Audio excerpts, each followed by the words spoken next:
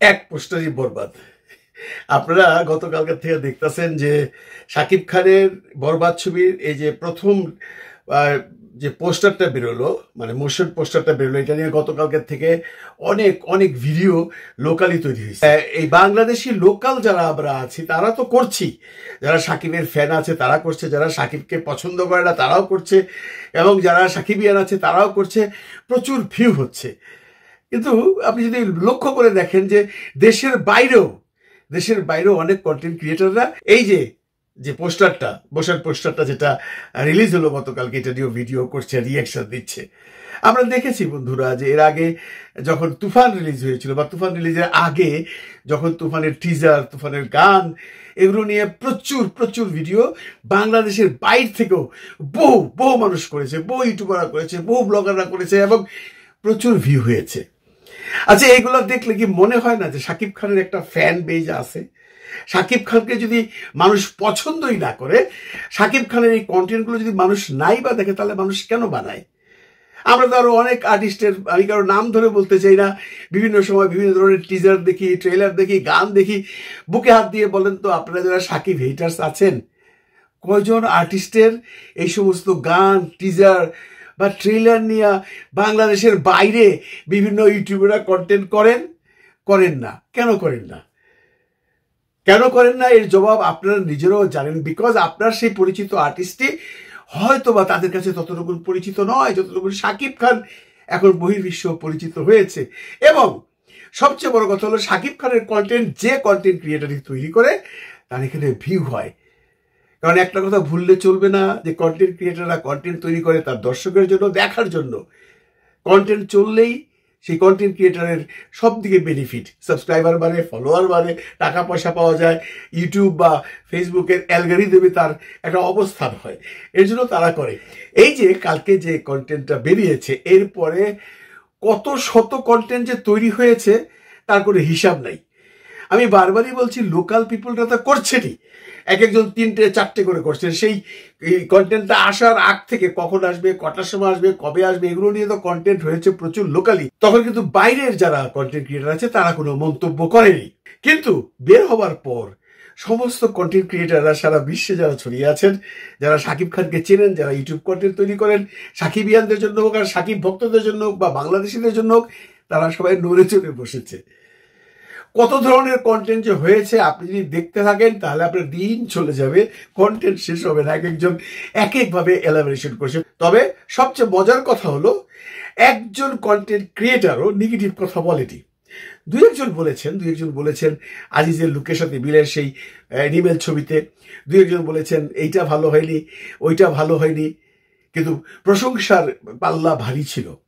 যে দুই একজন বলছেন তারা বলবেই, তারা সবসময় বলে বেড়াচ্ছে এবং সারা জীবনে বলে বেড়াবে, তারা খুঁজবেই। আমি তাদের নিয়ে আলোচনা করতে চাই না, এটা তাদের ব্যক্তিগত ব্যাপার, ব্যক্তি স্বাধীনতা সবার আছে, কথা বলার অধিকার সবার আছে, আমার যেমনটি আছে ওনারও আছে, উনি বলতেই পারেন। তবে সর্বসাকুল্যে কন্টেন্টটা হিট করেছে, সুপার হিট করেছে, এবং এর যদি আপনার মার্কস দেন 10-এর মধ্যে ম্যাক্সিমাম মানুষই 8-9 পয়েন্টস দিয়েছে। কম পয়েন্টস দিয়েছে মানুষের সংখ্যা বা কন্টেন্ট ক্রিয়েটারদের সংখ্যা অত্যন্ত কম। একের পর এক কন্টেন্ট দেখে যান, সবার মুখেই হাসি, সবার মুখেই ভালো ভালো মন্তব্য। আমি যদি দুই একটা কন্টেন্ট নিয়ে রিভিউ করতে যাই, তাহলে যদি আমরা দেখি, প্রথমে আমরা একটা পাকিস্তানি কাপল আছে, একজন হাজব্যান্ড ওয়াইফ করে, আজকে অবশ্য ওয়াইফ ছিলেন না, কোনো কাজে আটকা গেছেন। উনি যে কন্টেন্টগুলো করেন, অলওয়েজ যদি শাকিব খানের গান বা বাংলাদেশে কোনো কিছু হিট হলেই করে, এমন কোনো কিছু হিট ইদানিংকালে হয়নি যার জন্য শাকিবকে নিয়ে উনি কন্টেন্ট করেন, শাকিব খানের গান করেন, ট্রেলার করেন, টিজার করেন। এই কাপলটা পাকিস্তানেও খুব পপুলার, এবং ধীরে ধীরে উনি বাংলাদেশেও পপুলার হয়ে গেছেন। বাংলাদেশে অনেক কন্টেন্ট ক্রিয়েটাররা তাকে ফলো করে, তাকে দেখে। বাংলাদেশে অনেক দর্শক আছে এই পাকিস্তানি কাপল কন্টেন্ট রেগুলার দেখে। সেই কন্টেন্ট ক্রিয়েটারের কিভাবে বলছে, তার কি এক্সপ্রেশন, চলুন ওটা একবারে দেখি। ওই হেলিকপ্টার্স,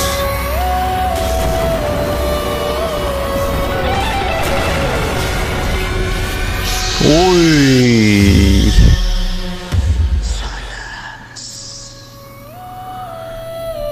एंड में क्या बोलते हैं, साइलेंस।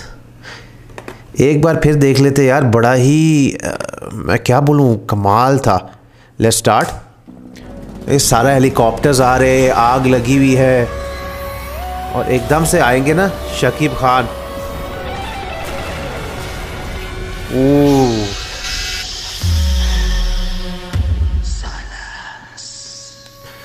कमाल है भाई, फुल डेडली किस्म का मोशन पोस्टर है। और शकीब खान का लुक मैं जैसे कि कह रहा था देखना चाह रहा हूँ। शॉर्ट बाल हैं पीछे की तरफ उन्होंने किए हुए हैं, तो बड़ा ही कमाल किस्म का मोशन पोस्टर है।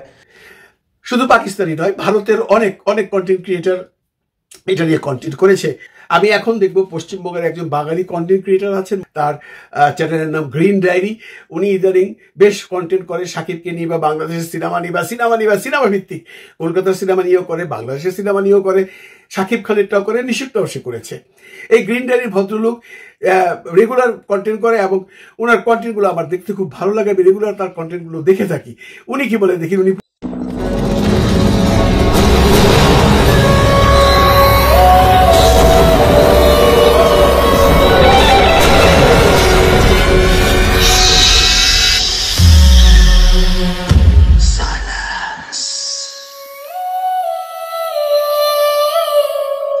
এটা কিরকম বিজিএম? এ তো হাড় কাঁপানো বিজিএম। তার মধ্যে যে প্রথম থেকে আগুন আগুন, মানে একদম রক্তক্ষয়ী, আর শেষে শাকিব খান এইটা যে করলেন, এ সত্যি গায়ের রক্ত সব শুকিয়ে ফেলে দেবে। এবার চলুন ভারতের বেঙ্গালুরু অথবা হায়দ্রাবাদ অথবা অন্য কোনো রাজ্যের হবে, মানে উনি দক্ষিণী। ওনার চ্যানেলের নাম মিস্টার এন্ড মিসেস ইয়ারফোন। উনিও বেশ পপুলার একজন কন্টেন্ট ক্রিয়েটার। এর আগে আমি ওনাকে দেখেছি।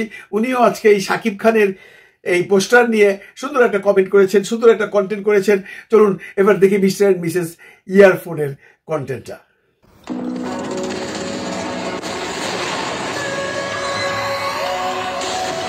I'm excited. Oh.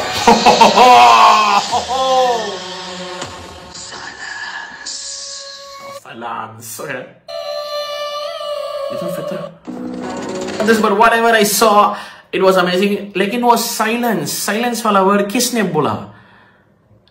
Shakib Khan sir का वही था ना वो?